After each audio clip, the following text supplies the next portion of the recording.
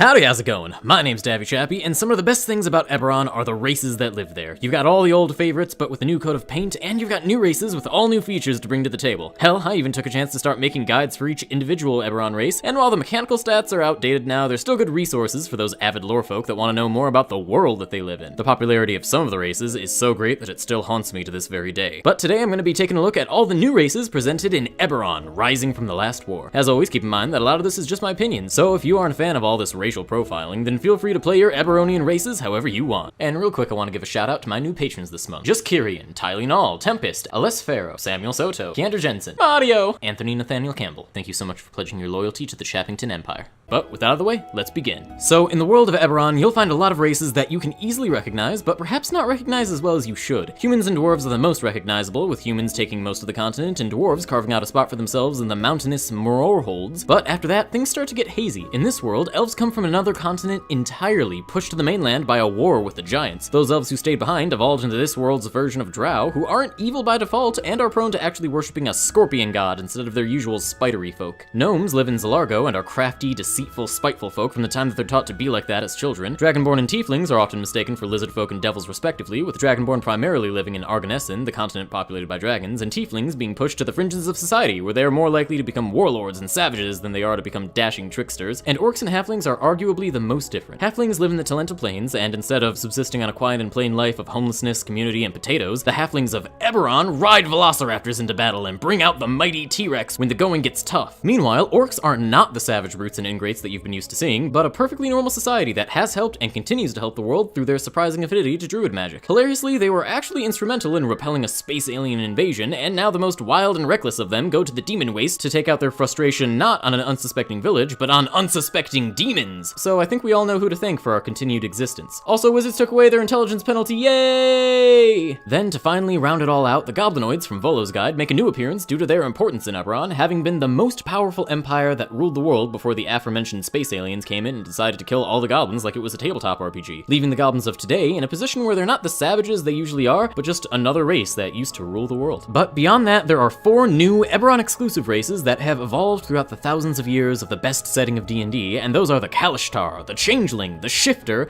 and the other one, I forgot the name of it, people don't talk about it a lot. But firstly, the Kalashtar are a duality of normal Melvins and spirit chads that started out as humans until a ghost from the realm of dreams took a look at them and thought, it's free real estate. Now, having bonded with these ghost dream spirit people called Kuori, the Kalashtar operate in a way very similar to an Aesmer's relationship with their diva, traveling the world as enlightened beings, getting pings of insight and emotion from their spiritual ally, and fighting off the forces of evil that stem from the nightmare realm. To aid them with this, the Kalashtar are prone to developing mystical psionic powers that can aid them in kicking ass both in the real world and in their dreams. Stat-wise, the Kalastars get a bonus to both wisdom and charisma, their own Kuori language, advantage on wisdom saves, resistance to psychic damage, a telepathy power that increases its range as you get stronger, and immunity against dream effects, but not sleep effects. The abilities of the Kalashtar help denote it as a psychic-minded race with a lot of mental fortitude, but I do feel like there was room for a little more in the way of powers, since the psychic resistance and dream immunity are very rarely going to come up, and the rest is, while more likely to be used, still not so likely that they can carry the race. It's not a big deal, especially considering the free roleplay hook that you get by having a dream spirit inhabiting your body, but it is something to think about before you accidentally take on the big sleep too soon. Moving on to a race that, no matter what you tell me, is always going to be insanely powerful when it's not in a fight, the Changelings are a race of blank slates with imposter syndrome, trying to decide what kind of person they want to be today. Born with pure white skin, eyes, hair, everything, every Changeling has the innate power to redefine themselves in the most literal way possible, by shapeshifting into anybody that they want. Changelings are about as emotionally muted as their true form, and so they use their power to get a better sense of the world around them, using shapeshifting as a sort of mask to display their emotion in a way that they can't really describe with their empty body. Because of this, shapeshifters get a bonus to charisma, and one other stat of their choice. They get the power to shapeshift into a new form for as long as they're alive, and they can be adept at either deception, insight, intimidation, and or persuasion, making them the best infiltrators or spies in the whole of Eberron, since their powers aren't considered magical, but rather just a normal mundane thing that these creatures are capable of, which means their powers aren't detectable by magical means. Unfortunately, Changelings don't have any other skills to speak of, so if you wanted to go down the path of a White Walker, you're making a very big investment in the world of roleplay, which isn't a bad thing. Eberron was created to really hold up the noir storytelling beats, so you should sort of expect games to be less brass knuckles and more smooth talks. But if you really really want to get in on some gritty knuckle-dusting action, then you can look no further than the Shifter. A Shifter is a human-like person, but with a bestial secret. Long ago in that Shifter's lineage, 2 of its ancestors boned, but one of those boners was a lycanthrope. Since then, the next of kin have been able to partially transform into some manner of animalistic hybrid, not capable of full transformation, but enough to give the impression of, yep, that's a furry. From boar to bear to cats and dogs, the Shifter is always in tune with its animalistic tendencies, and they feel a constant call to the freedom of the wild, always looking forward for the next journey yet to come. As a playable race, Shifters all have dark vision and the ability to shift into a semi-human animalish form, but practically everything else is dependent on your persona. Beast-hide Shifters get bonuses to constitution and strength, they're good at athletics, and they get temporary HP and more AC whenever they shift. Long-tooth Shifters increase their strength and dex, they're more intimidating, and they can bite people while shifted as an unarmed attack. Swift stride Shifters get bonuses to dex and charisma, better acrobatics, and they move faster while shifted to the point where they can jump away from an enemy that gets too close. Finally, Wild Hunt Shifters get wisdom and dexterity bonuses, a knack for survival, and their shifted feature gives them advantage on wisdom checks and makes them immune to criticals. The amount of variety that you get as a Shifter is amazing. I always enjoy it when races get sub-races, and I really like that they're all pretty well balanced for each other, so I don't feel like I'm playing an unoptimized game just for picking a race that I like better than the good one. I wish more races would bring variety to the table. Which brings us to, finally, at the end of the video, so that I can cash in all that sweet, sweet viewer retention, the Warforged. Warforged are undeniably the poster child of Eberron. They're plastered literally everywhere on promotional material. You can't get away from Warforged when you talk about Eberron, and people even try to force Warforged into other official settings just because they're so popular. But for those of you who have just hopped on the Eberron train and you don't know what all the hubbub is about, the Warforged is a living machine forged in the forges of war to wage war upon the forces of the last war's warriors. When the last war ended, Warforged had nothing to do anymore, so like the Terminator, they all decided to start raising families and gain a sense of morality. They are essentially a refugee veteran allegory that doubles as a metaphor for how unstoppable, soulless killing machines might not actually be anything like that in reality. And now the people of Eberron are in a political discourse over whether robots have rights. Now, when you clank into the game as your own Warforged, you are going to need stats. As a Warforged, you'll have bonuses in Constitution and any one other ability score, advantage and resistance against poison, you don't need to drink, eat, sleep, or even bathe, you're immune to aging effects, and as a point of fact, nobody even knows how long a Warforged is supposed to live for anyway. You don't sleep, you just wait, and you can integrate armor into your actual body that can't be removed while you live. Oh, and you also get a natural +1 to your AC. So compared to the last version of the Warforged before the official update, I've gotta say that I'm really disappointed that they took the sub-races away, for a lot of the same reasons that I like the Shifter having them, but also because the Warforged sub-races had specific inclinations towards types of play that helped specialize in whatever kind of warrior your Warforged happened to be during the last war. Now, I'm not disappointed that they took away the nonsense that was their old armor progression, but I always think that the removal of variety is a sad day. That being said, the Warforged we have now isn't bad, it's perfectly well balanced, and all of my disappointment stems from what might have been. So don't let my naysaying stop you from enjoying the chance to play your D&D version of RoboCop.